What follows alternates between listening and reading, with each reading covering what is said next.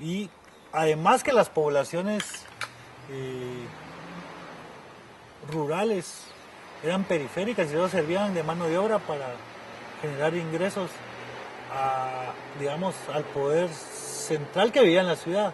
O sea, acuérdese que en 1871 uno de los elementos claves de la Revolución del 71 era la ley de jornaleros, ¿verdad? Era la obligación de trabajar para las fincas de café, los cafetaleros en la época, porque no había mano de obra, ¿sí?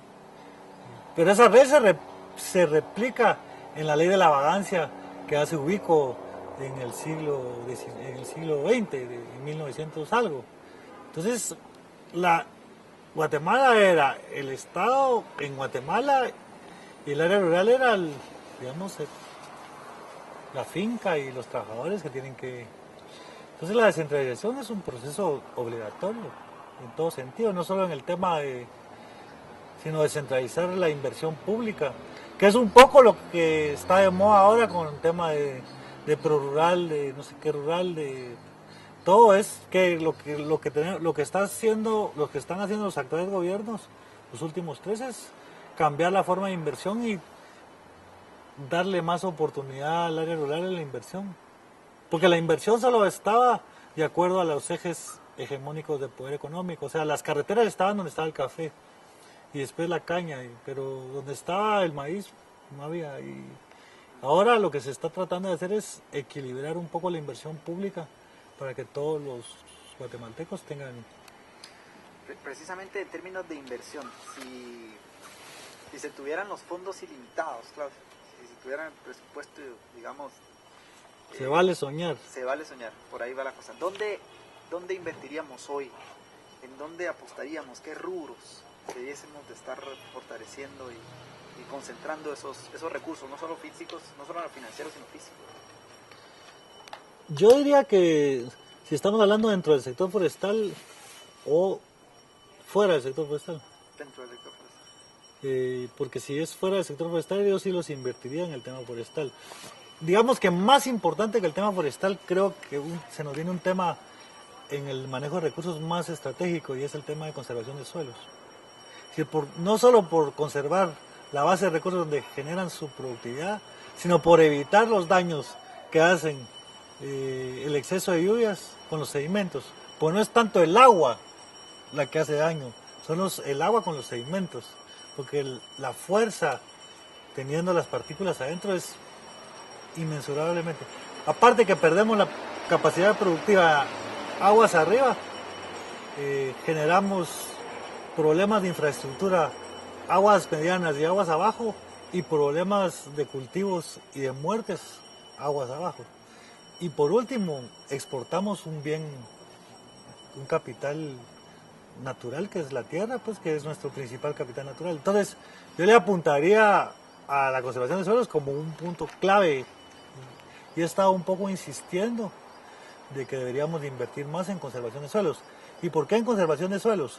Porque no podemos a un agricultor en suelos de ladera decirle, mire, deje de sembrar maíz en 2 hectáreas, siembre árboles y espérese 40 años. Pero la única opción que no le podemos poner tampoco a él una industria porque apenas si sabe leer.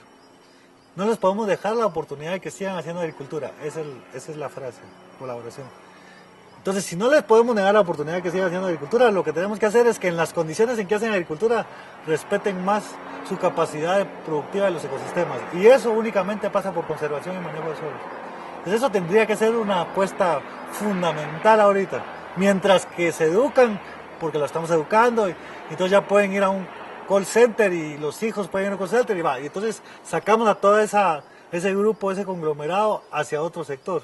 Pero mientras ese sector sea el único que genere ingresos para ellos, es la agricultura, que hay que hacer conservación de suelos fundamentalmente. Y no crítica clara que igual estando como funcionario público dice, estar regalando fertilizantes, pues es que es aberrante, 200 millones de fertilizantes y los fertilizantes están yendo.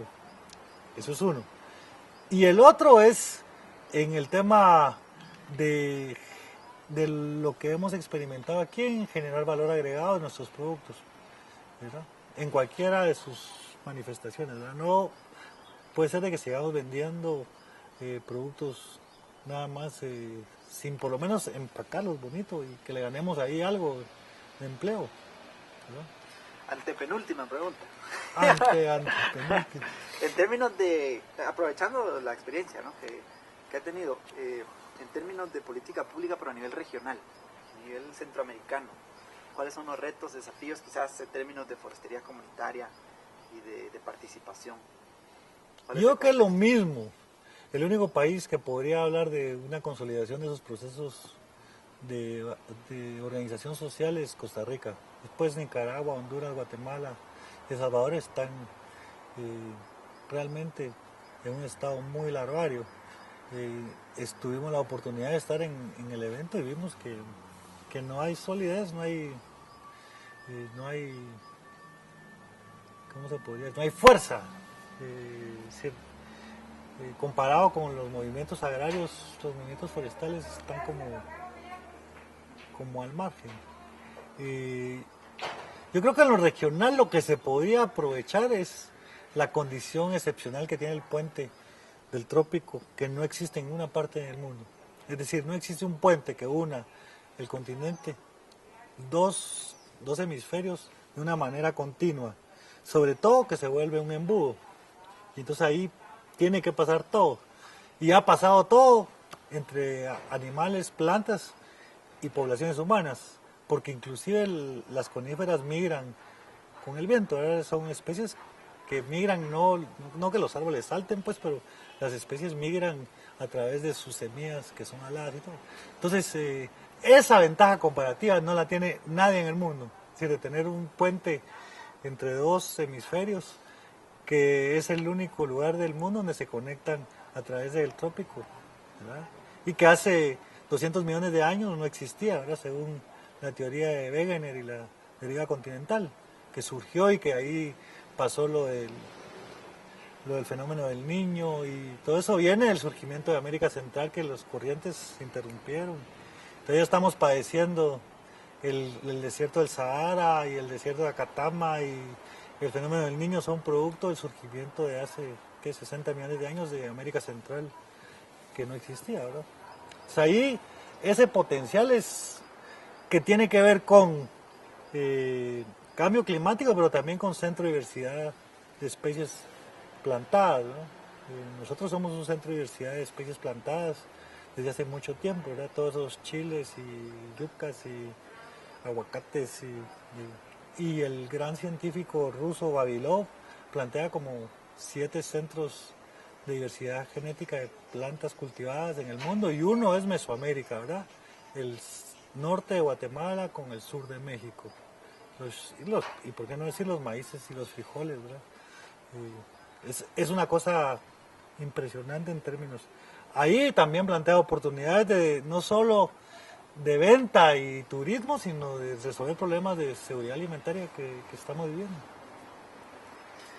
Si usted tuviera un minuto frente a tomadores de decisión a nivel en mundial, la ONU, en la ONU o en el Congreso Forestal Mundial, digamos ahí, ¿qué les diría? ¿Cuál sería el mensaje en torno a bosques, a comunidades indígenas, a forestería comunitaria? Yo creo que hoy en la prensa salió un mensaje del embajador de los Estados Unidos en Guatemala, de apellido McFarland, creo que es. Y el señor salía hablando de que hoy precisamente se va a presentar Obama ante Naciones Unidas y su punto fundamental va a ser el cambio climático. Y no es porque sea de origen africano Obama, pero realmente el tema estructural de este momento de la historia de la humanidad sí es el cambio climático. Yo creo que sí habría que retomar el tema del cambio climático, que pasa por mejor uso de la energía, es decir, un uso más eficiente de energía, que no tiene nada que ver con los bosques, por supuesto, pero que sí tenemos que mejorar nuestro uso de energía, por una retribución a los que estamos capturando el dióxido de carbono que está en la atmósfera, que entonces va a equilibrar, digamos, esas formas de distribución que nunca se habían distribuido, y por un compromiso de todos de plantearnos niveles de consumo y uso de energía a futuro. Porque entre la China y la India, para no decir Irán, los próximos 20 años, nosotros nos vamos a convertir en los principales emisores de gases de efecto invernadero, aunque ahorita no lo somos, pero la tendencia de crecimiento de la China y de la India y de algún otro país del Asia del Sudeste, Brasil, México, dentro de los próximos 20 años nos convertimos nosotros en los productores del 90% de los gases de invernadero y los países desarrollados. ¿Verdad? Yo diría que eso podría ser un tema de mayor alcance en tiempo.